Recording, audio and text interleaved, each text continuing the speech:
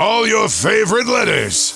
CFL, NHL, NBA, MLB, NFL. All on the RPS. It's the Rod Pedersen Show. KBO, Korean Baseball Organization. Welcome, everybody. Hi, Darren. Hi, Rod. You can speak. Welcome, everybody, to the program on this Tuesday, May the 12th. We are live coming to you from the bunker out here in Western Canada. I'm the host, Rod Pedersen. He's the co-host, Darren DuPont. Ready to talk sports. We're a little out of sorts a little bit as we get rolling here in hour one as the ship leaves the harbor because we had a very special guest in the bunker here. Catlin Schneider dropping by from now Team Flash, but from last 2 years actually, Team Dunstone, and he dropped off his jersey from the Briar. Where did it go? Game worn. Why would you not bring that in here? We can't see it. Doesn't matter. Okay. Because of the green screen. Yeah. But it's not every day that you've got a provincial curling champion dropping by and a Briar participant and just gives you the jersey. He's like, here you go, boys. Thought you might like this. Yeah. Signed it up, everything? Signed it up. That's so we great. didn't have our morning meeting, which is totally fine, but we don't have our poll question up. We haven't even talked about it yet. But I got an idea, and we'll get to that. Here's the one thing, for those that don't know, if you're watching on Facebook, with the wall behind us is actually green. So if you watch any of our social media, our Instagram, our Twitter, and you see photos from the studio, it's all green behind us. This isn't real, this wall behind us. That's great, but it's also not great, because here's the problem. Almost every team in this province is green. So, as Darren just said, you can't hold up a green jersey because it's invisible here on the set. As a matter of fact, I got my Saskatchewan Rush jacket on right now. This looks gray. It's actually green. Riders, green. Rush, green. All the curling teams, green. Huskies, Rams. Green. All green. And we can't display it. So we told them we have a place called Legends Hall here where when you come into the building, it's all legendary memorabilia on the walls. So we're going to put it in a shadow box, frame it, and put it up. And I think that's going to look pretty darn good. Oh, yeah. It'll look great. So thank you to Catlin Schneider for doing that. Connor watching in Yorkton. Who needs meetings? Just wing it. Honestly, Connor, I agree with you, but not everybody is that way. I could just... You've seen it. Of course. Dan Plaster, my legendary broadcast partner from the Pats days, always said, here's the 5 minutes of prep before every hockey game. Rod's into his 5 minutes of prep time. It works. Anyways, coming up on the show today, it's going to be a lot of fun. It's actually been a really good 24 hours, which I was ready for because the 24 hours before that were really crappy. But they're good now. And a lot of great friends coming up on the show. Matthew Barnaby joining us from Ottawa. He was telling me in Arcola last fall he wanted to launch the Matthew Barnaby Unfiltered podcast. Now he's doing it. And he wants it to be of this sort of vernacular format. He's doing it. Barney! And his very first guest was Mike Commodore. I won't spill the beans now. We'll talk about that with Matthew Barnaby coming up. TSN's John Liu. That's a first. Not only the first on this show, I don't think I've ever interviewed John before. Yeah. I've been around him many times. He's a great guy. It'll be really good. Yeah, John Liu joining us from TSN Montreal. Damon Severson of the New Jersey Devils joining us. Defenseman of the New Jersey Devils, Saskatchewan kid. And Lieutenant Eric from TSN 1260 Edmonton joining us. I just got to say, I love the interaction with the viewers, of course. Donna Berger writes in and she says, she's watching right now, she says, is it dark for others behind Rod? I went home yesterday, watched the show. It's so dark. It seems like nighttime now. Yeah. So you guys have a new lighting background? What's the deal? Well, yeah, and the guys, they can't explain it because there's no microphones back there. But yeah, it's the whole new system, and so we're still bringing everything up to speed here. So we will get that background, the lights on the background will get adjusted so that we can brighten it back up. Well, we feel like our viewers and listeners are all part of the team here. We're a franchise. We're an expansion franchise, but we're all in it together. So that's why I will answer your questions. We wanted Trent, Norway to feel more inclusive, right? It's evening time over there. I guess. But I also want people to know how things work around here. When it comes to the look, I've said it many times to Darren and Paul, You guys are the visual guys. I don't care how it looks because you guys bring me in and go, hey, Rod, what do you think of this? It's on a computer screen, right? Like a spec, as they call it. I don't care. I'll show up and talk for 2 hours. You guys handle the look. I don't want to be involved in it. Yeah. Fair? You just want to make sure you're on the air. Yeah. And we are. So let's stop talking about that and move on to our quick 6 show topics here today.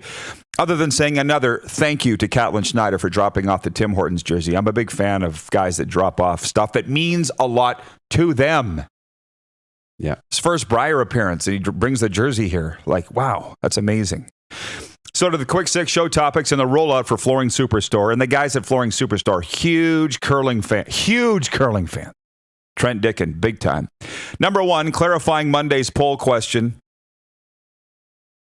I didn't communicate it properly, so let's put it on me. Because I've been getting in fights with people across the country. It was very simply, what would you pay for a CFL pay-per-view?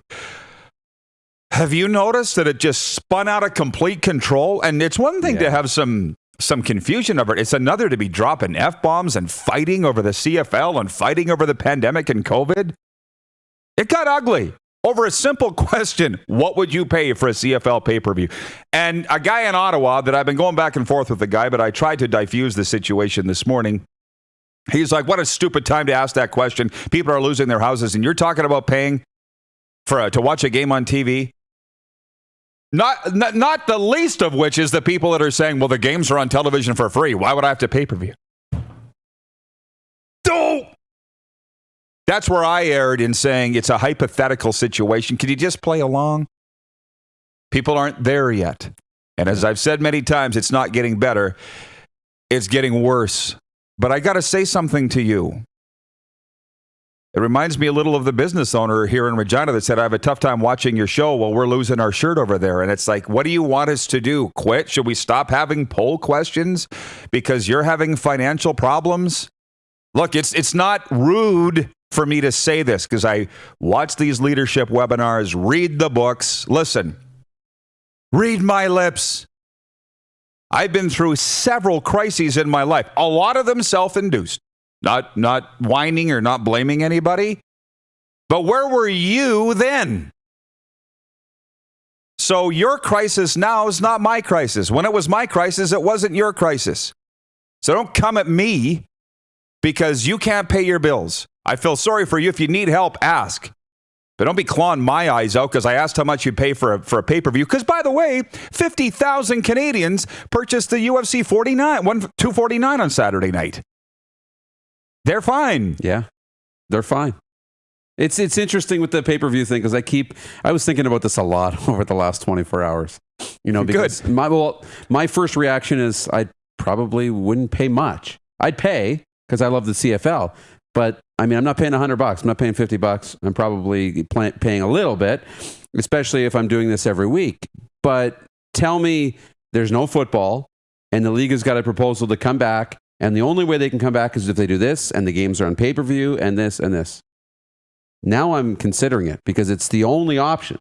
But first, we got to get ourselves out of the mindset that we're not in the same place we were for the last 100 years. The games aren't on for free. Can you play along? You got to play along and try and close your eyes, put yourself in that situation. Okay, I'm buying the game.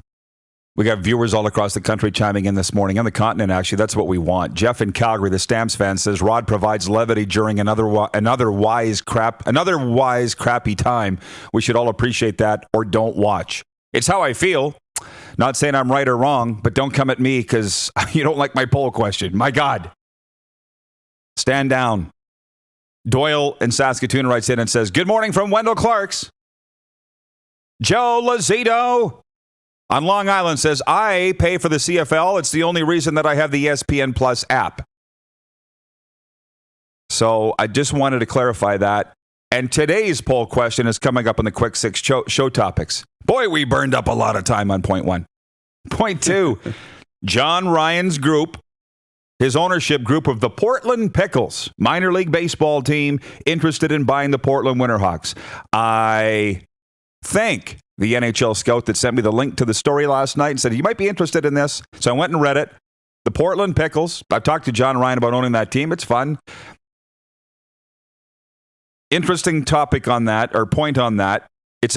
what I read in the Portland newspapers, the Pickles are a collegiate baseball team, i.e. a minor pro team that employs college players. Okay. Not much different than the Regina Red Sox, if I'm not mistaken. I would think. Almost rookie ball. I don't know what their budget would be. $1 million, $1.5 million a year. The Portland Winterhawks, I would think you'd be running about $10 million. Not to say those guys don't have the money. I think that they have the money. But it's not 1.5, 2 mil. No, it'd be north of that for sure. I think when the Blades sold, it was in the $9.5 million range, wasn't it? Too much, in my opinion. Something like that in terms of the value of the business. So, yeah, John's got to open up the checkbook. That's for sure. If he's going to own the Winterhawks. Hey, I think any of us that are in sports really do dream of owning a team at some time, at some point in our lives. I did a dinner in Estevan last year with Reed Simpson, NHL fighter. Remember the Flin Flon kid? Yeah. He bought a junior team in Chicago, and the whole idea was to just go to the game and put your feet up. Be the owner. Same reason I bought a restaurant. Doesn't work that way. If you want it to work, within 6 months, Reed's the coach in the gym and running everything, and he still does. There's something to be said for us type A personalities. It's cheaper and easier to just buy a luxury suite. What you would think. Well, that reminds me of The Last Dance, by the way. Did you watch last night? No. Episode 7 and 8? Do my homework. No, it's fine, but I won't bring it up until you watch it. Both? Oh, yeah. I can't stop. I know. Tonight. And Mrs. P agreed. She's like, let's just keep rolling. Let's watch the next one. It's so good. So anyways, Johnny Ryan's looking to buy the Portland Winterhawks. That would be really cool. Point 3, and this is where we get into the poll question. Major League Baseball's owners have said, let's get rolling. Mid-June spring training, July 1st-ish, start the regular season, and players will split the money with you 50-50. I'll be honest with you, I think that's very, very fair, even though life isn't fair. And everything was going along great until the players said, nope, this just amounts to a salary cap. Not interested. Oh, boy. It's the basis of my commentary on Cat Country 98, which is airing. Actually, it aired about a half an hour ago. Baseball players are just the first. CFL players, NHL players, NBA players, they're not going to like what's coming. You know what I'm saying? Owners are used to taking it in the nose. That's what they do when you own a company. The players are employees. They just want their paycheck every 2 weeks. They don't want any risk. So whose side are you on? Because I don't know. I haven't been able to decide. How I ended the commentary, by the way, was by saying, I don't need to decide today because this is a long ways from being sorted out. They're not getting to the field for a long time. No. Sorry to tell you. Yeah, unfortunately, we're not just right on the horizon of that. I don't know. As you phrased the argument, I think I'm on the side of the owners in this situation. I'm on the side of let's find a solution to make things work and make it happen. It's going to be short term. It's not like this is going to be implemented forever. And maybe it's the gateway drug towards having a salary cap in baseball. And that wouldn't be good for the players. It seems to work right now. The players seem to be able to be fine in their negotiations. The owners are happy with it. And there's no salary cap. But if it means getting on the field and we can mitigate risk for both sides, you can get paid, you're going to get paid, but it's going to depend on how well we do. So, hey, the players just aren't used to showing up and playing baseball and not sure if they're going to get paid or how much they're going to get paid. And that doesn't sit well with them. But if it's that or not playing at all, I think I'm on the side of the owners in this situation. Well, can you put up the comment from Ken Kajowski so that I can see it, guys? And Ken, let us know where you're viewing from. It's a good point, and I'm glad that you clarified it. I had a rough idea of what the owners are talking about. It says Major League Baseball owners have proposed an 82-game season with expanded playoffs starting on July 4th. Owners are offering a 50-50 split of revenues for this season with the players. The MLB Players Association are to vote on it today, but it's expected that the players will reject it. Thank you, Ken, wherever you're from. So Clark brought up a good poll question. It was, what league would you prefer to own a team in? MLB, NHL, NFL, NBA? I think let's do that tomorrow. Because on this baseball thing, I'd like to know whose side are you on, players or owners? How we're going to phrase the question, I'm not sure yet. We'll pose it in the break, or post it in the break. But I'm watching ESPN get up this morning. They got Mark Teixeira on, who I always love. Mark Teixeira. Yeah. How could you not? And his thing was, well, he's an analyst now for ESPN on Major League Baseball, and he said, obviously, I'm always going to be on the side of the players, but in this instance, they got to play ball with the owners. And when I saw that the players union head said, no, this just amounts to a salary cap, we're not going down that road. I'm like, oh. So you can literally figure out how they're going to get on the field in every league. But once it gets to the players, and baseball's the first players to say no, they're setting a precedent. They are. And the other leagues will look at it as an opportunity for leverage. There's lots that goes into it. I mean, what happens to the contracts? And a player might say, well, you're just using this to get out of the first year of my $150 million contract, and you don't have to pay that first year. They're going to have to work through all of those things. But the point is, hey, let's work together and let's figure this out. Hey, we like that, but we also have these issues. So what are your thoughts on these? I don't know. Ken Kajowski says he is in Yorkton, so thank you, Ken, for that. Jeff, the Stamps fan, says, great example of how out of touch MLB players are. Dude, the owners and governors are out of touch too. You have to understand, everybody in pro sports is out of touch. Everybody. That's part of the reason why I think we're in this pandemic here in day 61. It's God saying, guys, figure it out. Yeah. And until you do, no soup for you. They're not figuring it out.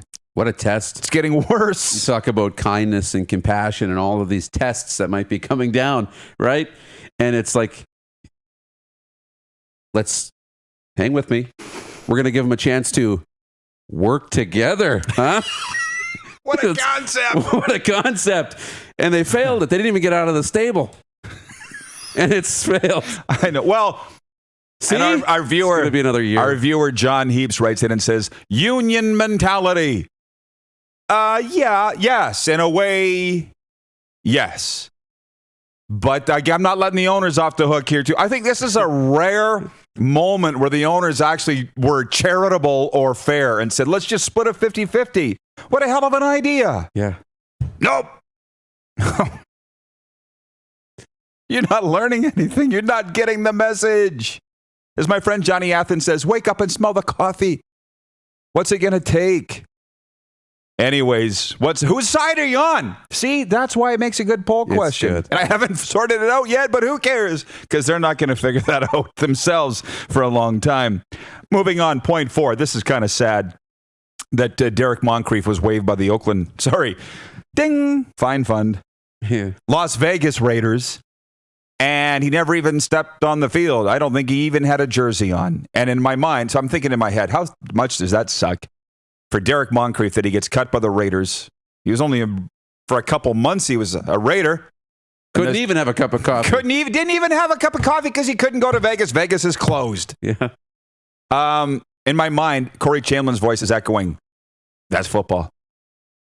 Just what it is. You're just a commodity. Then he loses his job in Saskatchewan because they signed Otha Foster to replace him, and now he's out of work. That's football. Couple of quick other points. CFL top 10 quarterbacks. I put this up because I had several CFL coaches have written me in the last couple of days and said, Rod, keep it up, man. You're all we got. And I'm like, well, thank you. So I did a top 10 CFL quarterbacks. We would normally be doing that at this time. So are you ready? Yep. From 1 to 10, Cody Fajardo, Bo Levi Mitchell, Mike Riley, Trevor Harris, Nick Arbuckle, Zach Caleros, Vernon Adams Jr., Jeremiah Masoli, Matt Nichols, and then Macbeth.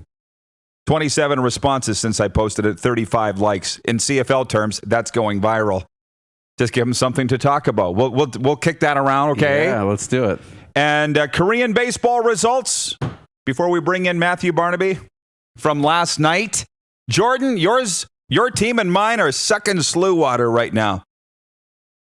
The Wyverns and the Wiz are in last place at 1-4. And I lost a bet to our director of scouting last night, Craig Smith, because he's a Twins fan, and the Wyverns lost 9-5 to the Twins. So if you want to put some action on Korean baseball games, which, by the way, you can, Your team lost last night, the Eagles. You know that? Yeah. 2-1 to the Tigers. Clark's Bears beating the Giants last night 11-6. Here, applause from this side of the room. The Giants are the lone unbeaten team at 5-0. They're the preferred team of our superfan Brady in Saskatoon. And just so you know, Jose Fernandez remains the batting average leader. He plays with the Bears. He's 591. The Bad News Bears. He's hitting 591. Here, look at that. The comments are going nuts. People are loving Korean baseball. And my guy, Dong Min Han, continues to lead the league in homers with 3, but he hasn't gone deep since last week. The big donger is hung on 3 home runs. That's what we call him in the Wyvern Nation. So let's break. Good idea. That is the rollout for Flooring Superstore. Our quick 6 show topics. Matthew Barnaby coming up. John Liu, Damon Severson, and Lieutenant Eric. It's the Rod Pedersen Show, Facebook Live, Game Plus TV Network, Apple Podcasts, Google Play Music, and iHeartRadio. You're watching Rod Pedersen On Demand. For more of the Rod Pedersen Show, visit rodpedersen.com or follow Rod Pedersen on social media.